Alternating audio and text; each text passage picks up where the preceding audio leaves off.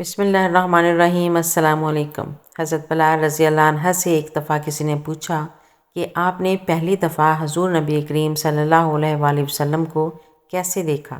بلال رضی اللہ عنہ فرماتے ہیں کہ میں مکے کے لوگوں کو بہت ہی کم جانتا تھا، کیونکہ غلام تھا اور عرب میں غلاموں سے انسانیت سوچ سلوک عام تھا۔ ان کی استعداد سے بڑھ کے ان سے کام لیا جاتا تھا، تو مجھے کبھی اتنا وقت ہی نہیں ملتا تھا کہ باہر نکل کے لوگوں سے ملوں، لہٰذا مجھے حضور پاک صلی اللہ علیہ وآلہ وسلم یا اسلام یا اس طرح کی کسی چیز کا قطعی علم نہ تھا۔ ایک دفعہ مجھے سخت بخار نے آ لیا۔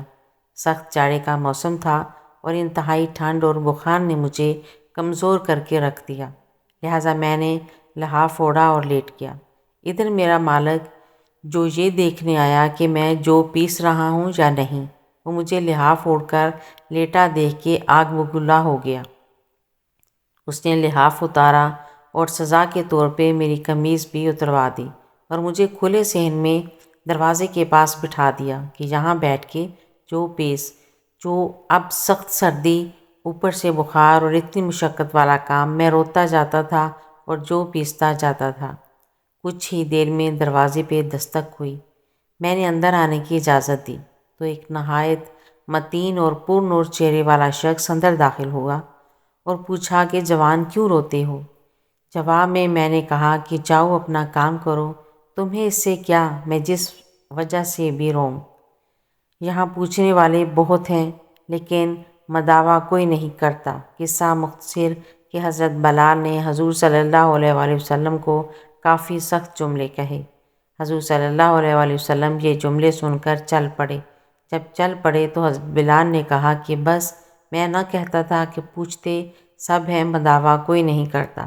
حضور صلی اللہ علیہ وآلہ وسلم یہ سن کر بھی چلتے رہے۔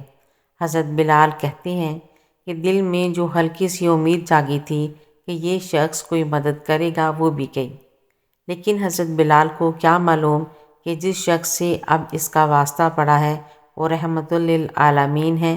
حضرت بلال کہتے ہیں کہ کچھ ہی دیر میں وہ شخص واپس آ گیا۔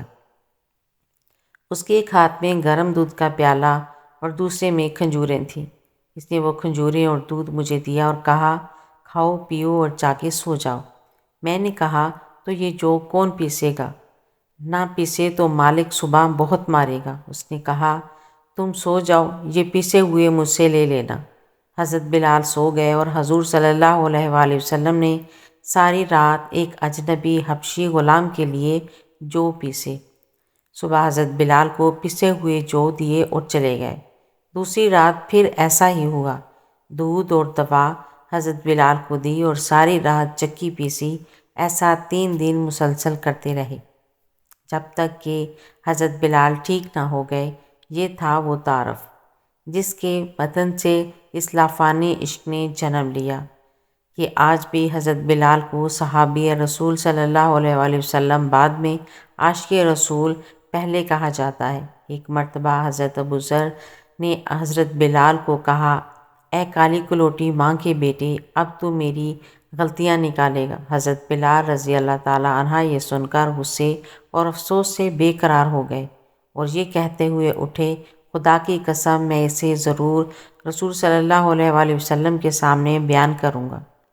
چنانچہ جب حضرت بلال رضی اللہ تعالیٰ عنہ نے حضور صلی اللہ علیہ وآلہ وسلم سے یہ بات بیان کی تو آپ کے چہرے مبارک کا رنگ بدل گیا اور آپ صلی اللہ علیہ وآلہ وسلم نے حضرت ابوذر رضی اللہ تعالیٰ عنہ کو بلا کر ارشاد فرمایا اے ابوذر، کیا تم نے اسے ماں کے بارے میں یہ کہا؟ کیا تمہارے اندر کی جہالت اب تک نہ گئی؟ اتنا سننا تھا کہ حضرت ابوذر رضی اللہ تعالیٰ عنہ یہ کہتے ہوئے رونے لگے یا رسول اللہ میرے لیے دعائے مغفرت کیجیے، اور پھر روتے ہوئے مسجد سے نکلے، باہر آ کر اپنا رخسار مٹی پر دیا۔ پھر حضرت بلال سے مخاطب ہو کر کہنے لگے اے بلال، جب تک تم میرے رخسار کو اپنے پاؤں سے نہ رون دو گے میں اسے مٹی سے نہ اٹھاؤں گا۔ یقیناً تم معزز و محترم ہو اور میں ذلیل و خوار۔